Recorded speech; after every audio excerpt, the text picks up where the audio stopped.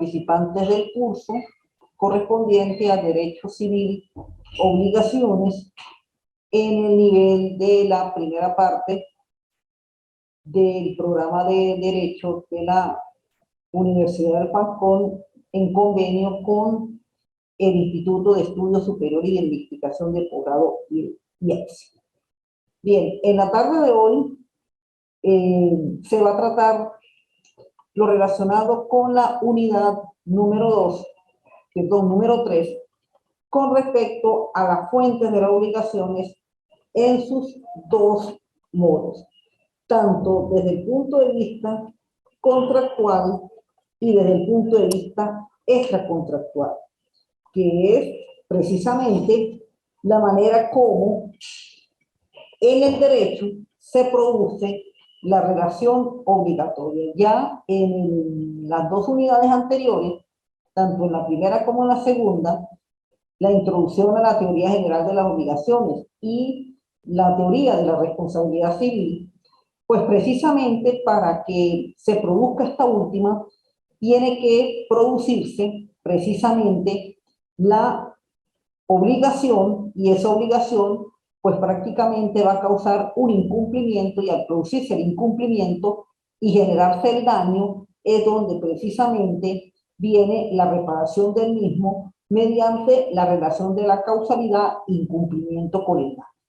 Bueno, tocando el punto de la responsabilidad civil y precisamente en base a ello, pues vamos a comenzar primeramente con la obligación extracontractual, que son aquellas por el cual producen efectos entre acreedor y deudor, y se produce igualmente un daño producto de el incumplimiento de la ley. De aquí que en la lámina siguiente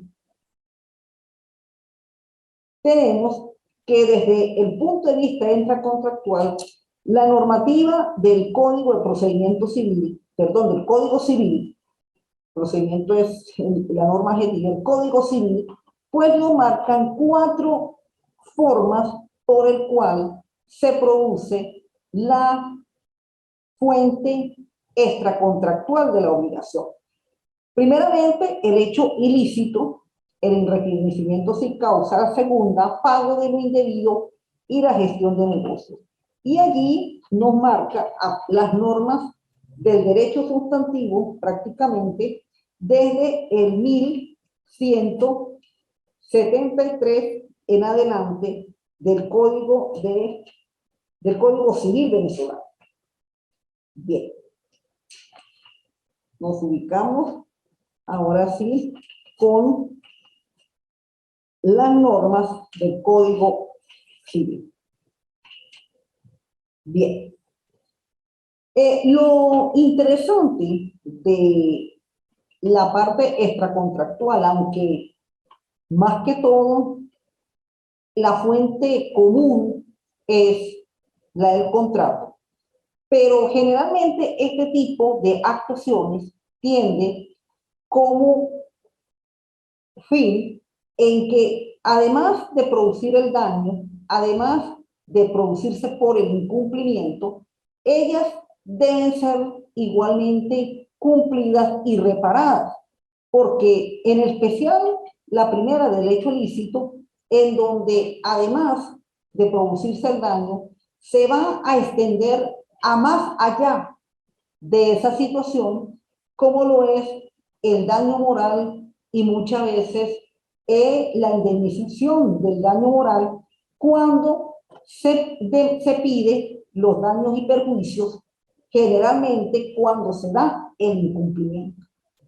Si tocamos la norma del artículo 1185 del Código Civil, que es donde precisamente define el hecho ilícito, primeramente hay una actuación tanto intencional como hasta cierto punto no intencional por parte del deudor. El que con intención o por negligencia o por imprudencia. La intención es ese incumplimiento voluntario, la negligencia e imprudencia, ya estaríamos hablando ya de ese incumplimiento involuntario, es decir, aquello que sí pero no, es decir, se comete, pero en el fondo no se quiso cometer. Ha causado un daño a otro, está obligado a reparar. Bueno, ahí prácticamente se nos manifiesta lo último que se tocó con la responsabilidad civil, en la cual hay que reparar el daño. De igualmente la reparación, quien haya causado un daño a otro, excediendo en el ejercicio de sus derechos los límites fijados por la buena fe o por el objeto en vista del cual le ha sido conferido ese derecho. Está incluido en el abuso del derecho como fuente de la obligación. Dentro de las normas relacionadas con el hecho ilícito hay innovaciones importantes, como lo es la responsabilidad por cosas, por edificio o por incendio en el segundo párrafo. Entonces, acá el hecho ilícito, más que todo, se repara el daño y es fuente de obligación cuando generalmente se produce la figura, y aquí vamos con un ejemplo, el accidente de tránsito. El accidente de tránsito, por lo general, además de tener acciones, primeramente produce daños materiales, como lo es el vehículo, pero ahí se puede producir como son los daños a las personas. Por eso, la figura del hecho ilícito es la que más que todo se correlaciona con la responsabilidad civil. Y además del accidente de tránsito, también puede abarcar por esta fuente, como el hecho ilícito, la responsabilidad hacia terceros o la responsabilidad producto del daño de las cosas, como sucede el hecho de una vivienda deteriorada por los daños ocasionados por un edificio, por un incendio, etc. Entonces, esta es una de las fuentes, prácticamente casi la que más se asemeja a la teoría de la responsabilidad civil, cuando precisamente dentro de la reparación del daño y dentro de los daños y perjuicios, pues se puede producir también, bien sea por un animal, bien sea por la responsabilidad de un tercero o también por las cosas, y aquí está incluido una de ellas, como lo es el edificio, las cosas, el incendio, etc. Pero la que más se practica mucho o la que tiene más campo profesional dentro del ejercicio del derecho es más que todo la figura de los accidentes de tránsito. Acá es donde precisamente las figuras de la intención, la negligencia y la imprudencia juegan mucho a los efectos de la calificación, primero en la reparación del daño y en caso de haber daños a personas, pues en qué grado se cometió ese hecho punible, porque en ese daño a personas puede ocurrir incluso la pérdida de vidas humanas y también las lesiones que se producen por los accidentes de tránsito. Bien, tenemos aquí la estructura del hecho ilícito, en la cual hay un incumplimiento producto de una conducta preexistente. Esa conducta, naturalmente, puede ser culposa o puede ser dolosa. La culpa, bien, se explica allí al igual como se explicó en el caso de la responsabilidad civil. Ese incumplimiento por culposo, pues naturalmente transgrede una norma legal y por lo tanto es de carácter ilícito. Ese daño en la materia delictual se responde a todas las clases de daño, ya que en el hecho ilícito los daños reparables con muchos son más amplios, sean materiales, sean morales. Ahí tenemos las normas que las sustentan. Y está lo relacionado a la relación de causalidad, la existencia de la relación de causa-efecto entre el incumplimiento actuando como causa y el daño fingiendo como efecto. Bien, tenemos la figura del abuso de derecho dentro del hecho ilícito, en la cual se estudia la posibilidad de incurrir una persona en la responsabilidad civil al causar un daño a otro en el ejercicio del derecho subjetivo.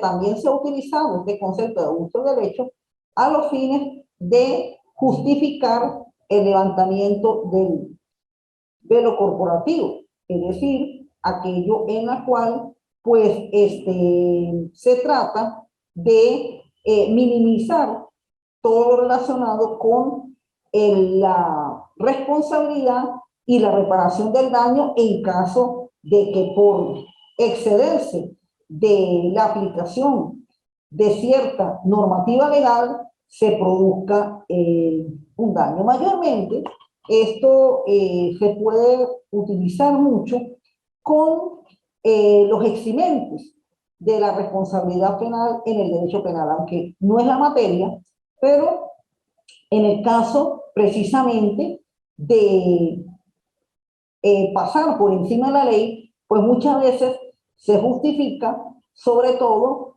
a los fines de minimizar esa responsabilidad civil. De repente pudieran preguntarse algunos en los casos en los cuales pues se produzcan situaciones de alteración del orden público y por el cual se suspendan en algunos momentos garantías o derechos constitucionales.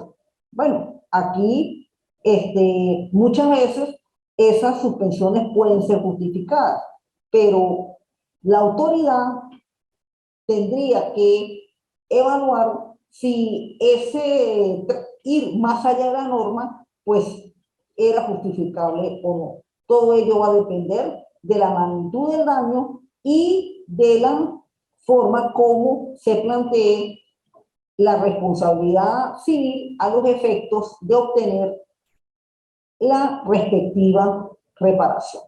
Bueno, ahí tenemos en el caso del hecho propio, el hecho del tercero y la responsabilidad especial por cosa.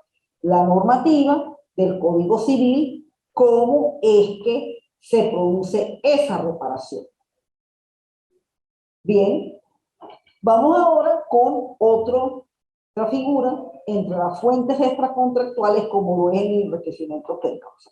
Una de las cosas que tenemos que tener presente, sobre todo en la primera del hecho ilícito, es que además de causar daño, ese daño puede también producir situaciones que afecten la parte moral y la parte psíquica de la persona. Por eso es que es muy importante cuando ocurren los accidentes de tránsito, además de las normas de la ley de tránsito, es toda esta normativa sobre el hecho ilícito, porque las dos van a ser la una supletoria de la otra y en el caso de la reparación del daño puede ser el complemento la una de la otra, sobre todo las del Código Civil que tienen en realidad mucho más contundencia legal a los efectos de ordenar esa reparación. También las de tránsito, lo que pasa es que la materia de tránsito pues es la ley no establece los supuestos cuando se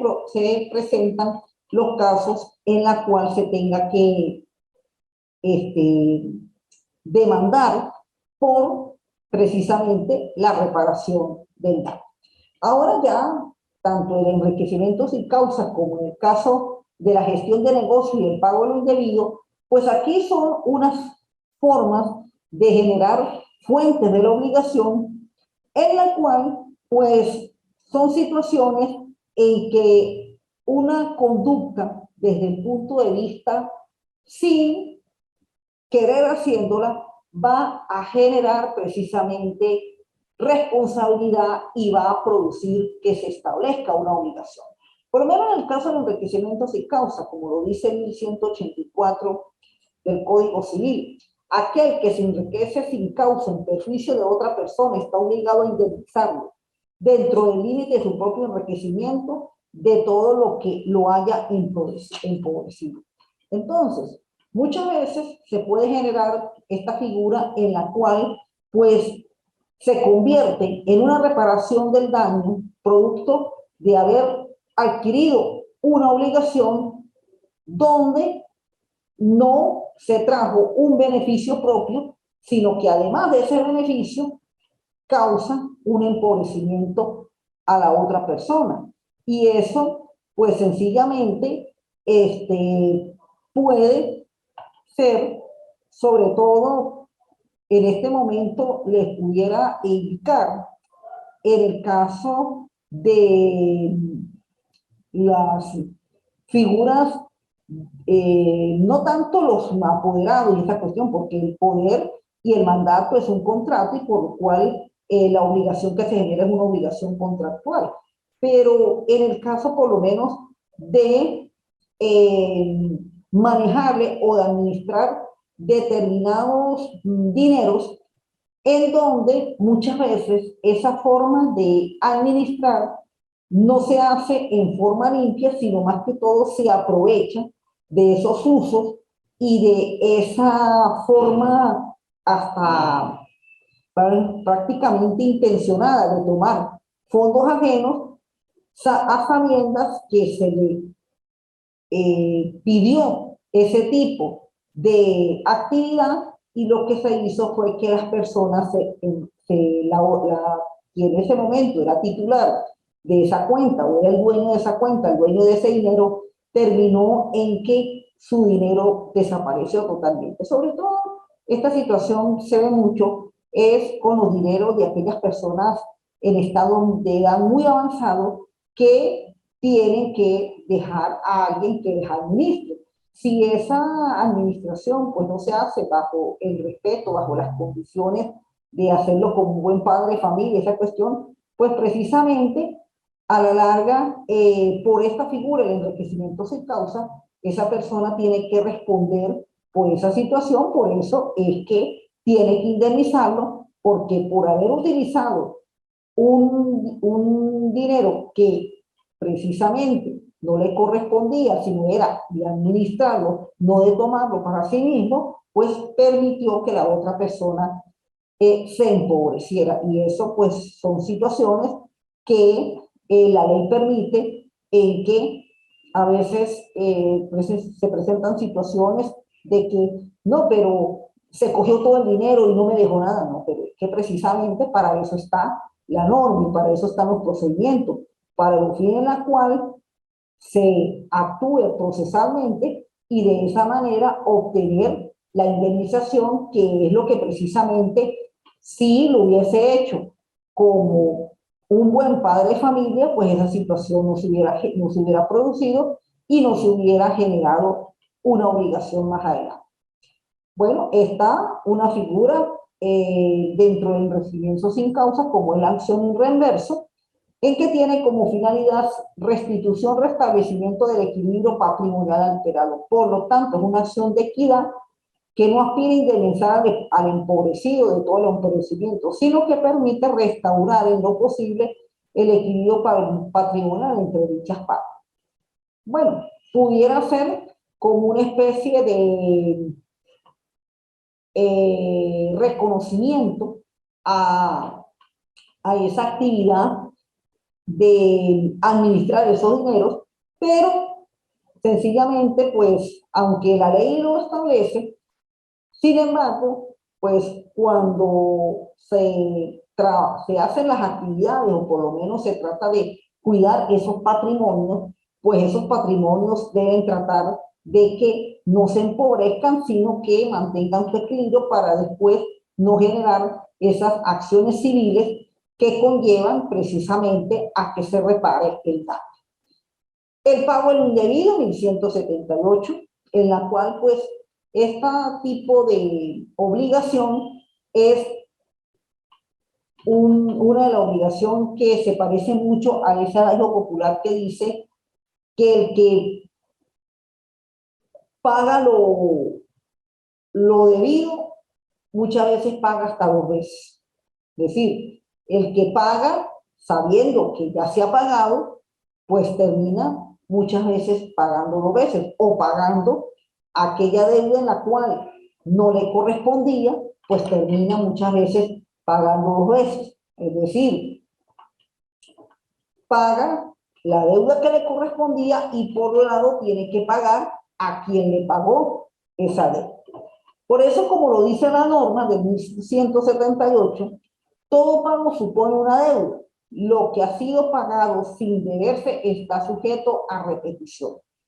Y en el subrayado amarillo, la repetición no se admite respecto a las obligaciones naturales que se han pagado espontáneamente. Bueno, esta es la excepción del pago de lo indebido, y precisamente aquí es donde tenemos que aclarar con respecto al tema de las obligaciones naturales, que aunque es una obligación, pero se aparta de lo que es el aspecto coercitivo de la norma.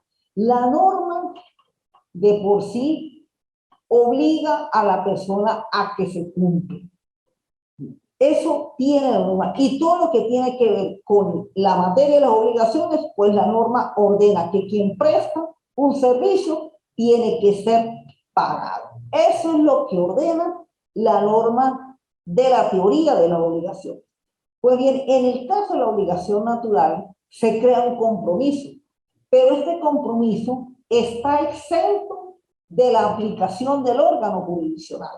Ya quedaría la conciencia y la voluntad de ese deudor que por una obligación natural queda comprometido, el de hacer el pago espontáneamente.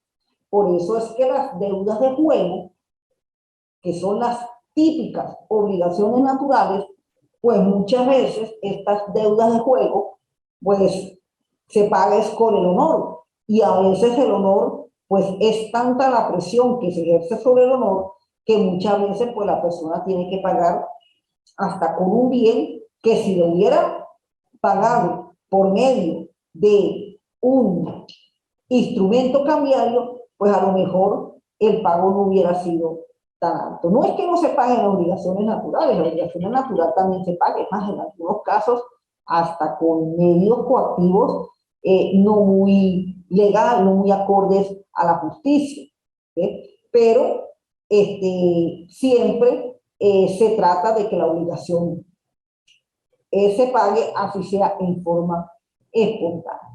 Bueno, en cuanto al error, también está dentro de la figura del pago de lo indebido, en donde es de origen romano.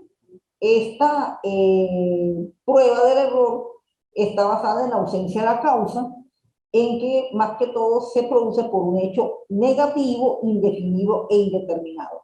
Solo la demostración del error podría plenamente desvirtuar la presunción de la causa establecida en el Código Civil. Si una persona paga sabiendas que no debía, no merece la protección del ordenamiento jurídico. Por lo tanto, para quien efectúa el pago pueda disponer de una acción de repetición, se requiere de ese pago lo hubiera efectuado por error. Bueno, y muchas veces se produce esta figura de que equivocadamente se paga lo que no se debe, pensando de que había el error y, bueno, hasta sin querer, queriendo, se paga 2 veces. De todas formas, lo interesante es que cuando se prueba el error, en este caso, pues la acción de repetición de repente puede ser causa eximente de la responsabilidad civil. Eso sería una de las formas de poder establecer esta figura y de esa manera no estar obligado al pago de la obligación. Y por último, tenemos la fuente de la gestión de negocios. Esto es la actividad más que todo de los gestores, los administradores. Y muchas veces, pues hasta nosotros los abogados nos convertimos en gestores de negocios, porque como las personas a veces nos dan poder, muchas veces esos poderes de administración y disposición pues llevan consigo la realización de negocios y termina uno pues convirtiéndose en un gestor de negocios. Mayormente esa gestión de negocios se actúa sobre negocios ajenos, no sobre negocios propios. Es decir, uno actúa en base a los negocios que son de otra persona. Por eso, esa gestión de negocios o negociación gestor, que sin saber que ha sido encargado para ello, se ocupa de asuntos de otra persona. El gestionado o dueño de negocio, de acuerdo como lo establece el 1173 del Código Civil, en la cual, pues, sobre esta parte me gustaría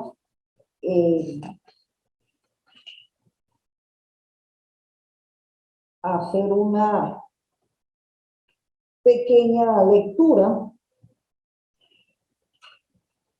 a esta norma, porque esto es muy práctico desde el punto de vista de nuestra actividad, porque muchas veces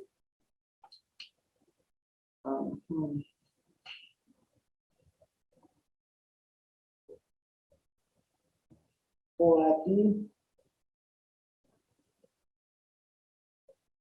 bueno, esto vamos a sacarlo por la vía del correo por el internet en cuanto al Código Civil, porque acá pues se me omitió la hojita precisamente donde había la gestión de negocios. Pero es que precisamente esta fuente de obligación de gestión de negocios actúa más que todo sobre negocios ajenos y es muy parecido a esas facultades que muchas veces nos da las personas cuando ejercemos actuaciones de administración, sobre todo administración, porque ya la disposición sí se necesita una facultad expresa para poder actuar en la disposición de los bienes de otra persona.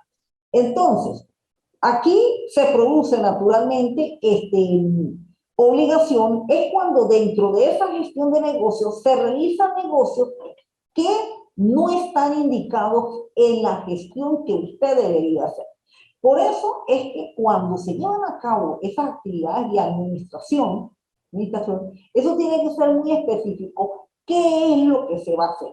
Porque si usted hace una actividad fuera de los negocios que usted estaba realmente obligado a hacer, ahí es donde precisamente se produce la obligación que tiene que cumplir de acuerdo con la norma del artículo 1173 del Código Civil.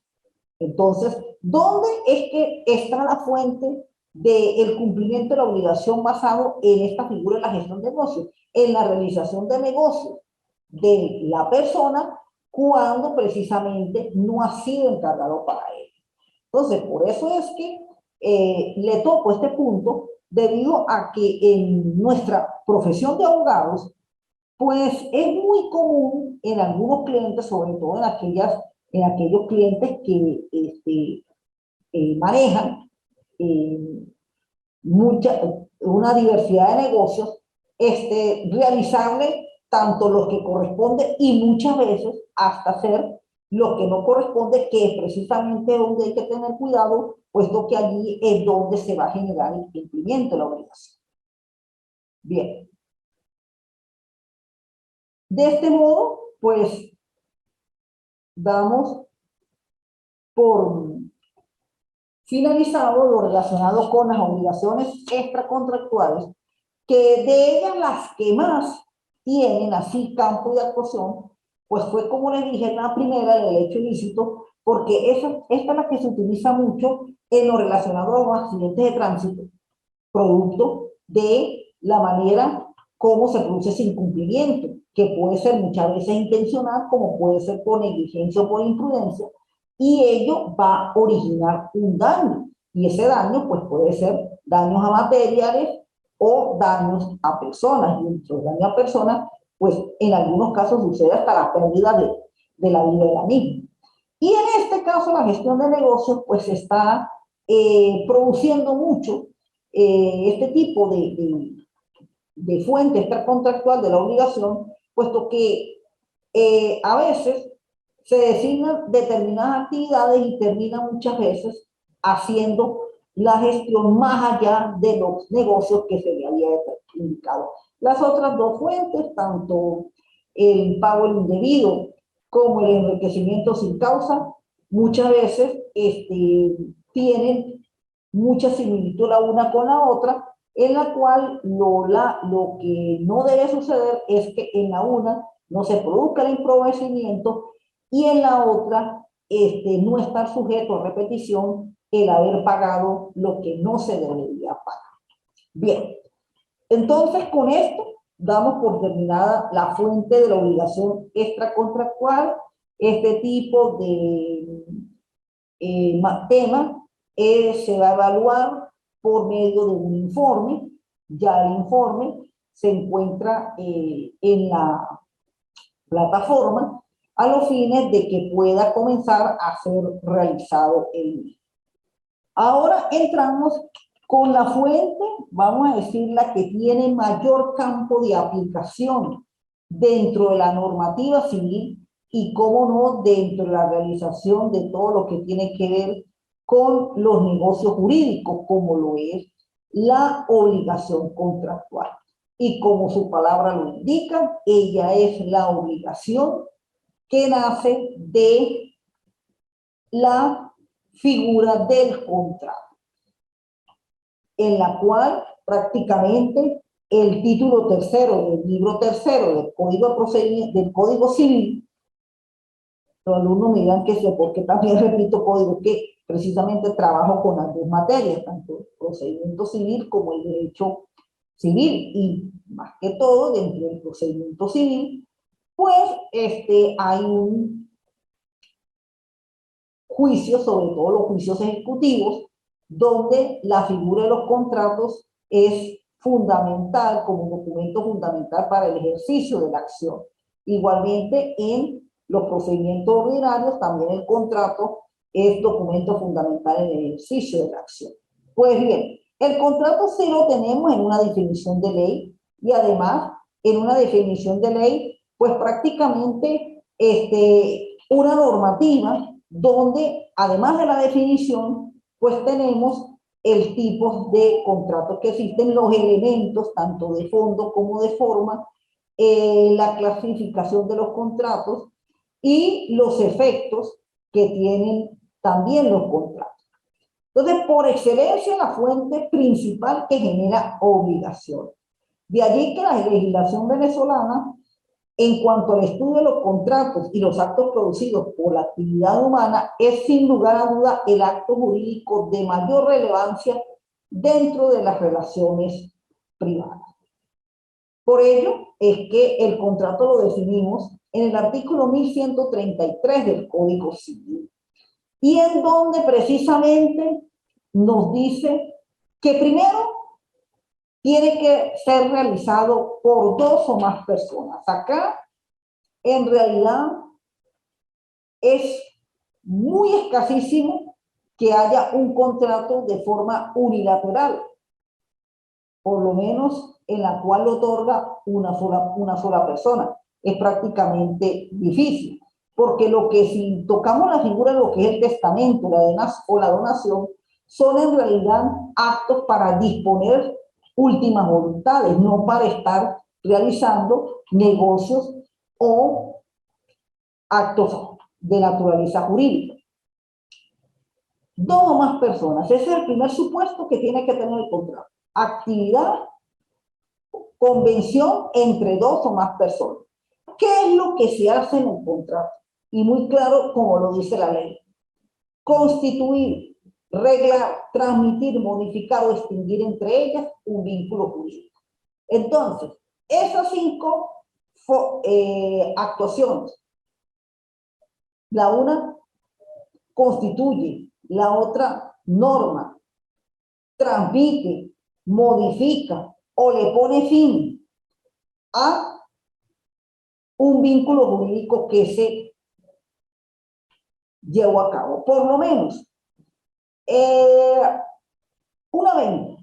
Una venta precisamente es un contrato en donde se va a transmitir entre ellas un vínculo jurídico. ¿Y qué es lo que se transmite? Ese vínculo jurídico, una acción que se llama la propiedad. Y esa transmisión de la propiedad a través del contrato de venta es aquel donde precisamente el vínculo de la prestación es que al transmitir la propiedad se paga un precio. El comprador paga un precio por adquirir una propiedad, y el vendedor, al recibir ese pago e emitir su correspondiente documento donde se hace la tradición, pues naturalmente también crea un vínculo jurídico entre ellas. El uno, el de transmitir, y el otro, el de transmitir, y dar, y el otro el de entregar precisamente y recibir esa propiedad, porque yo transmito y me dan, y yo recibo y te doy. El pago de ese precio va a significar la transmisión de esa propiedad, de ese bien, a los fines de que la persona que lo adquiere, pues lo goce, lo use, lo disfrute, es decir, haga lo que verdaderamente hace un propietario. Bien, entonces, partiendo de esa definición, pues por lo general es el típico negocio jurídico bilateral, porque generalmente se hace entre pluralidad de sujetos, dos o más personas en adelante. Dentro de esa forma en que se hace ese negocio, bueno, se crea, se reglamenta, se modifica, se extingue esa relación jurídica en la cual las partes concurren a su celebración, y no solo es eficaz en lo que se refiere a los vínculos de naturaleza personal, contenido patrimonial o extratemporal entre las partes, sino que también está incluido la parte del derecho de propiedad, la figura del derecho de crédito, igualmente, y, como no, está también lo mencionado a los derechos reales, porque uniendo estos tres elementos en la cual configura el contrato, cuando se reglamenta, cuando se transmite, cuando se modifica. Bueno, patrimonial porque hay, como no, por un lado, hay aumento del patrimonio. Puede ser un patrimonio en bienes y el patrimonio en dinero. Se incentiva el derecho al crédito. ¿Por qué? Porque como precisamente se tiene que realizar a través de un pago, ese pago, pues en algunos momentos puede ser a través de un pago a plazos, a cuotas. Y como no se constituye un derecho real, porque dentro de ese pago y dentro de ese patrimonio que se adquirió, pues usted está adquiriendo derechos en la cual le van a garantizar propiedades a ese bien en la cual, o los bienes que se está adquiriendo la persona. Por eso, dentro de ese estado en que pueda afectar los derechos reales, la eficacia real del contrato, pues el contrato es una manera por el cual se adquiere también el derecho de propiedad. Más que todo cuando son en los bienes, sea bienes muebles o sea bienes inmuebles. Ahí tenemos la normativa legal, prácticamente son casi 40 artículos que tiene el Código Civil relativos a los contratos. En la lámina siguiente pueden observar la cantidad de contratos que hay, en cuanto si son unilaterales o si son bilaterales, si es oneroso de acuerdo a la forma del pago, de acuerdo a la consensualidad, en cuanto a lo que dice el carácter del contrato, la causa, según las normas legales que lo regulan, bueno, según los obligatorios de los contratantes, según la naturaleza personal de la prestación, según la expresión de la causa de los mismos, causados y abstractos. Bueno, en fin, los contratos pues tienen una variedad de denominaciones, y ello va a depender mucho de cómo se maneje tanto el vínculo existente y esa prestación. Ahí es donde más que todo se va a radicar el tipo de contrato, en la cual los más comunes pues son los bilaterales, son los onerosos, son los que tienen normas, porque generalmente cuando se elabora un contrato pues se especifican normas en las cuales las partes cómo lo van a cumplir, lo que generen verdaderamente una prestación de servicio. Ahí es lo que mayormente reúne el contrato. Sí, puede existir, como no, algunos contratos que tengan una naturaleza gratuita, algunos contratos en los cuales pues, sean aleatorios, pero ello va a depender mucho de cómo sea ese contrato principal, o por lo menos cuál fue la verdadera intención de las partes cuando decidieron convenir en el mismo. Bien, acá el Código Civil, bueno, 1133, en el 34, 35 hasta el 37, es precisamente la forma como se celebran los contratos, cómo ocurre esa clasificación de ellos, etcétera. Luego tenemos lo relacionado a las normas hasta el 1140, que precisamente habla de aquellos contratos, como dice, que tengan o no denominación especial, están sometidos a las reglas generales establecidas en este título, sin perjuicio de lo que establezca especialmente en los títulos respectivos, para algunos de ellos en participar en el, como dicen, participar en el Código de Comercio o mediante transacciones mercantiles, y en los demás, dice, y en las demás leyes especiales. Bueno, generalmente, pues dentro de la normativa del Código Civil, tenemos que partir de lo siguiente. Los contratos por lo general tienen su denominación, o sea, a los efectos en los cuales pues se aplique la normativa. Sin embargo, y esto lo tenemos desde prácticamente el derecho romano, desde el derecho romano, y más que todo porque se toca la materia mercantil, debido a que dentro del derecho mercantil, pues siempre las operaciones, los negocios, en algún momento, pues de repente no tenga una denominación específica, pero siempre y cuando las leyes pues le van a dar una tutela, una garantía que, salvo que esa ley lo establezca, pues el contrato va a tener sus efectos, porque lo principal que deben tener los mismos es que generalmente el contrato pues produzca un beneficio mayormente económico hacia las partes, porque siempre la realización de un contrato busca ese beneficio económico, y ese beneficio económico va a estar muy relacionado con la prestación que una parte le tenga que realizar a la otra. Eso es más que todo lo que sucede. Bien, ahora sí nos vamos con lo que realmente nos interesa, elementos del contrato y cuáles son esos elementos por el cual hacen que un contrato sea válido.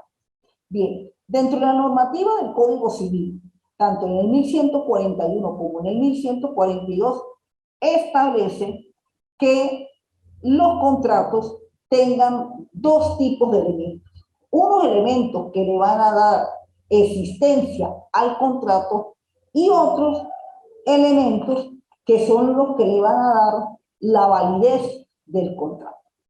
Eso es lo principal que se toma en cuenta y es lo que indica esta norma, porque de acuerdo a la existencia o de acuerdo a la validez del contrato, dentro de sus efectos es donde se van a producir las maneras en las cuales los contratos, pues, si son válidos y son eficaces, la nulidad, me disculpan por favor, la nulidad de los mismos pues va a ser muy controvertida.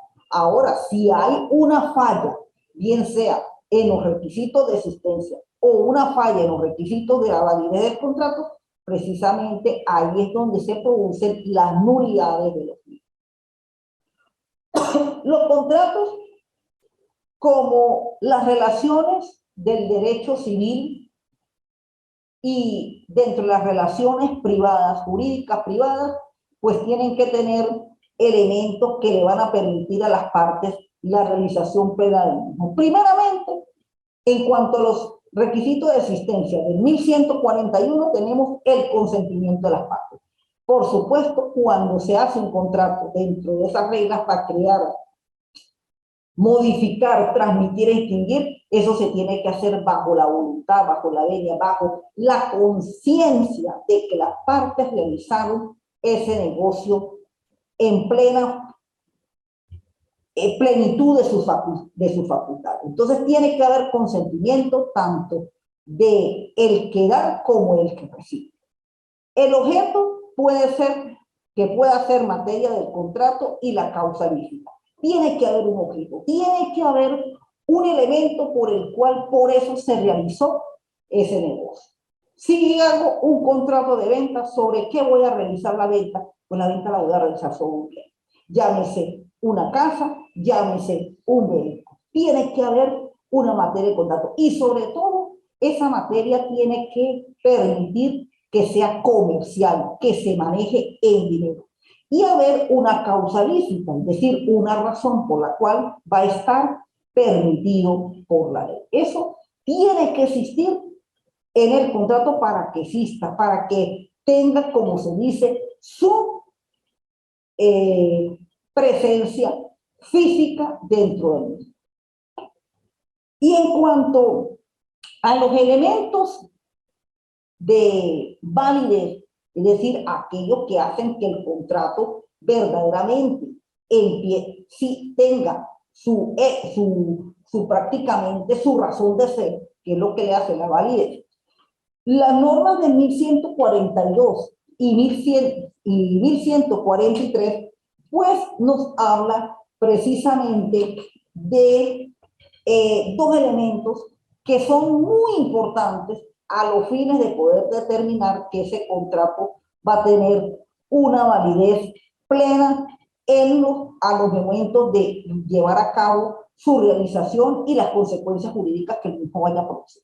Primeramente, para que el contrato no sea anulado, se debe primero en cuanto a la capacidad en la cual las partes, cuando manifiestan su consentimiento, ese consentimiento tiene que ser capaz. Es decir, las partes tienen que tener capacidad para realizar un contrato. Y cuando en Venezuela comienza la persona a tener capacidad para la realización del negocio jurídico, a partir de los 18 años, tal como lo establece el artículo 18 del Código Civil. Y que ese consentimiento que manifieste no esté viciado, es decir, no se produzca a través de un elemento como la violencia, a través del error, a través del dolo, sino que la persona de manera consciente establezca ese consentimiento. Por eso se llama consentimiento, es decir, tiene que nacer sin presión, sin amenaza, sin estar haber recibido actos de violencia, sino a ser manifestado en forma pura y simple. Ello da lugar a que precisamente pues, se produzcan esas partes de elementos subjetivos que tiene que ver precisamente cómo tiene que ser ese consentimiento. Para que sea válido esa manifestación de voluntad, tiene que ser liberada por las partes contratantes.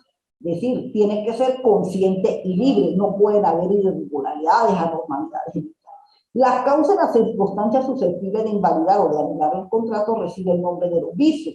Y por lo general estos vicios serían el dolo y la violencia.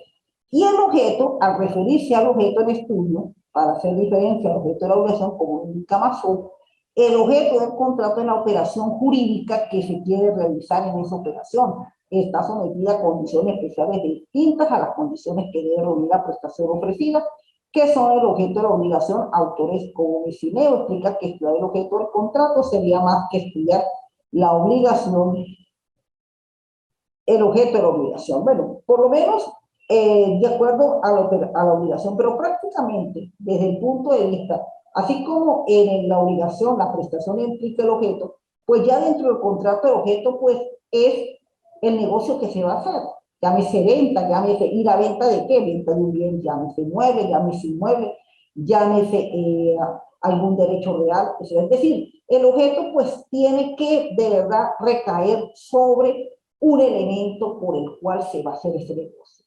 Ese negocio no puede tener vicios precisamente, y cuando se manifiesta ese consentimiento, pues el consentimiento tiene que ser producido en forma deliberada, en forma libre, consciente. Por ello se llama el consentimiento, no a través de elementos que lo vicien, porque de esa manera es donde va a repercutir en que el contrato, pues su validez sea dudosa, y eso conllevaría a la nulidad del mismo. Bien.